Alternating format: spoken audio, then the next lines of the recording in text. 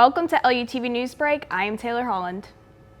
An update on a crime that affected the LUTV news station: a camera stolen during a reporter shoot has been returned. The reporter was shooting an event at the art studio, and before she knew it, her equipment was gone. The entire incident was caught on camera. Event organizers were able to identify the suspect and reach out to her via Facebook. After multiple failed meetups, the woman returned the equipment last week. LUTV News would like to thank the art studio for helping right this wrong. He has an eye for journalism and a heart for the students. Many people see Angel San Juan on the news, but a group of broadcasting students also see him in classroom. LUTV News reporter Alexis Miller has more on how he was doing what he's always wanted to do: teach.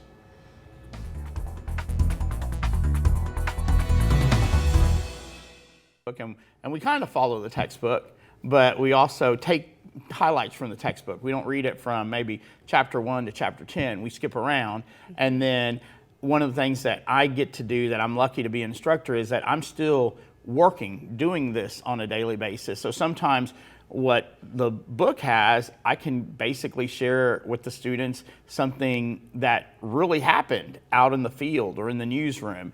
And then we just kind of do different exercises based on that. But we do basically every day. I try to make it different, interesting, and kind of outside the box, where they're learning stuff that needs to be learned in broadcast, but there's a lot of interaction. You know, if someone, if you want to learn how to do a stand-up one day, we might go outside and do a stand-up. And so it's very hands-on or very practical, but I always kind of start with an idea. But the fun part of it, just like a newsroom or a day in news, something happens and we change it around, and it works out like a really, I think, hopefully educational. Yeah. So you mentioned that you get the advantage to teach them out of the book, but you can also tell them, hey, this does happen. Are you taking your students to the actual newsroom to see how that really works? Yes, and I hope that will be happening soon.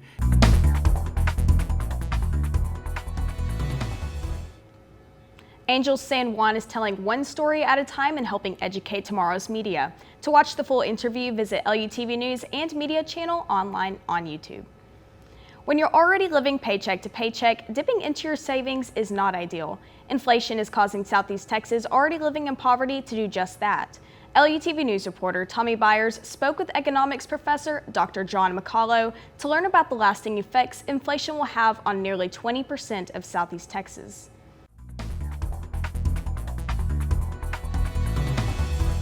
They erode most American budgets. They're having to tip into their savings a lot sooner than they intended to. So what does that mean for the lower and middle class Americans that usually they live paycheck to paycheck? Well, that's exactly right. So they get hit harder by inflation, and particularly so their budget, they spend more of their budget on day-to-day products. And as these products are increasing, they get hit harder. Now, let's say you're a very wealthy individual, then you don't have to spend as much of your income on the day-to-day products. So they might not be able to save as much, but their savings are still increasing. But as far as the middle income and the lower income consumers, they get hit harder because everything that they're buying, the price is increasing.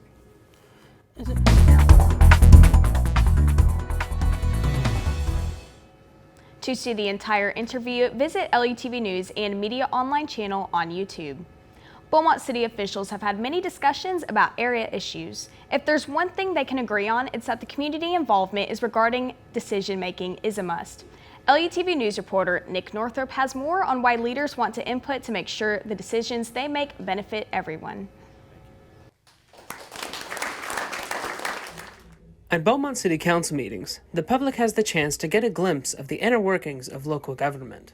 There are just certain things we can and we cannot do. And so we know and sense the frustration of our citizens. At April's first meeting, the council came to an agreement that they need to look into attainable solutions to the homeless crisis steadily growing in Beaumont. We're here to help every citizen and to have citizens that we don't have a place for homeless. The Beaumont City Council meets in this room just inside City Hall, but right here, Citizens are encouraged to participate in council discussions. I'm not here to complain. I'm just here to bring up the issue. In the past, the council has discussed things like the potential relocation of the Battleship Texas to lawsuits against streaming companies like Netflix. A primary talking point was the soon-to-be demolished AT&T building and plans for a potential plaza in its stead. There was also a tense discussion regarding the cost and bids related to the project. On it, but I mean, it's just obvious that what we're doing is not working. Although council members sometimes disagree on city policies, they have the same goal. That we all are wanting the same thing. And the goals that we're setting for our community is truly going to take a partnership between government, business, and nonprofits. We all are going to have to work together and pull together to make Beaumont the kind of city that we all want it to be. Nicholas Northrup, LUTV News, Beaumont. It's an event that has Southeast Texans talking before, during, and after it takes place. Nothing brings the community together like the South Texas State Fair. LUTV News anchor Patrick Scott had the chance to attend before it was over and see what brings the young, old, and everyone in between out to Ford Park.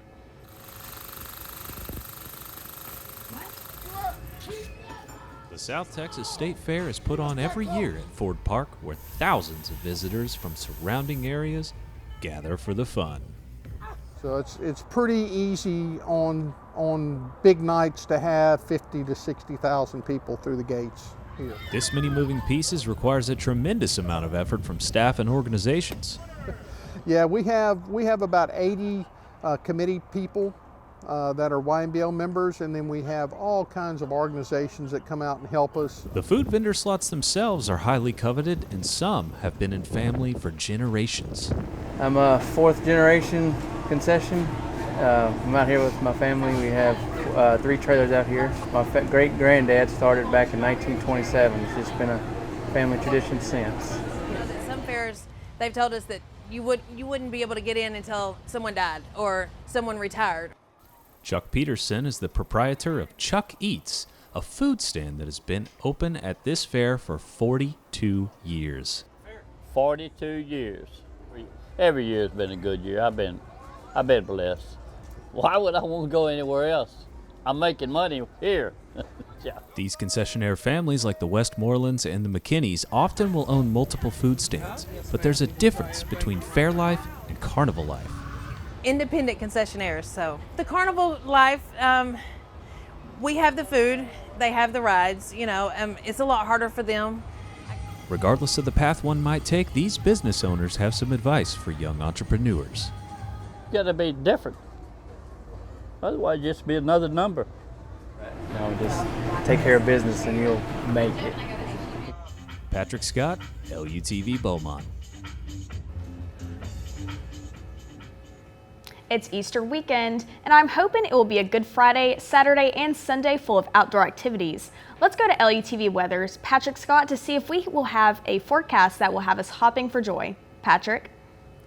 Hello again, Southeast Texas. I'm Patrick Scott, and this is your LUTV 7-day weather forecast. Now, kicking us off today, we do have a cold front hitting us, so you're going to see those temperatures tonight drop as low as 55 degrees, and it's going to be a chilly night and morning moving into Thursday, where we will see some sun, but that cold front is going to bring in a thin band of showers throughout the week, so beware of that. Moving into Good Friday, we are going to see some cloudy weather throughout Easter weekend, but those temperatures are going to start to warm back up into the mid-80s, and then we have another cold front hitting us again on Monday. So beware of that. That's going to bring more rain, but cooler temperatures. So although the rain does put a bit of a damper on things, get it?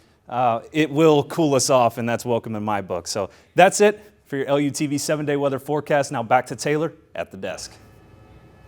Thank you for watching LUTV News Break. To see more content from LUTV News, follow us on Twitter and like us on Facebook. Be sure to join us next time for LUTV News, where your campus, community, and culture news come together.